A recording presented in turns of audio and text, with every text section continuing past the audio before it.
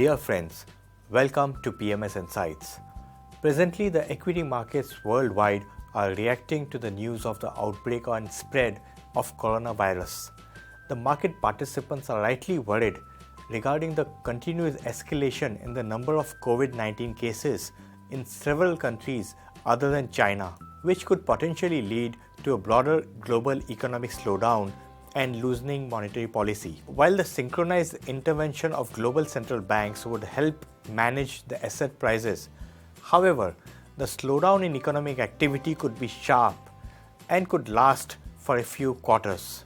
In such turbulent times, when most global markets are down more than 20% in the last 1 month, it's important to take a step back and reflect and not be guided purely by emotions. As the legendary investor Benjamin Graham has rightly put, and I quote, "In the short run, the market is a voting machine, but in the long run, it is a weighing machine," unquote. We believe that while the equity markets are driven by sentiment in the short term, long-term performance is guided more by fundamentals of the companies.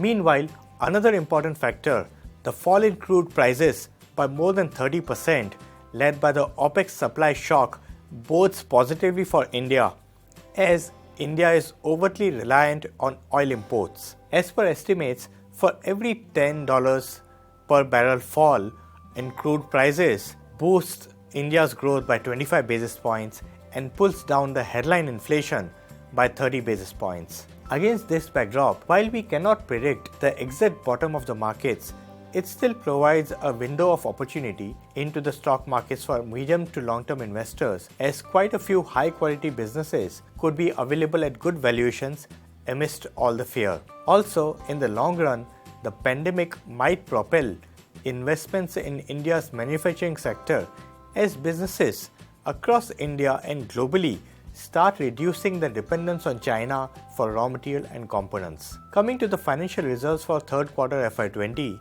the earnings continued to be muted at operating level. However, corporate tax rate cut aided profit growth. The PAT growth for Nifty 50 companies was around 10%, driven mainly by financials along with consumer companies. Top 200 core equity portfolio has delivered an outperformance of about 12% versus the benchmark over the last 1 year, as can be seen in the table.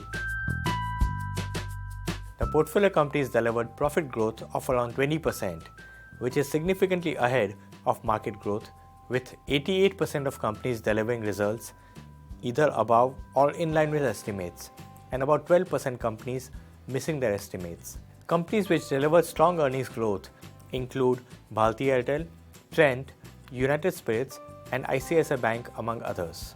The relatively conservative positioning of the portfolio has helped it to outperform during the phase of market correction. Going forward, the portfolio might benefit on account of decent exposure to very high quality companies with strong earnings growth visibility. Thank you.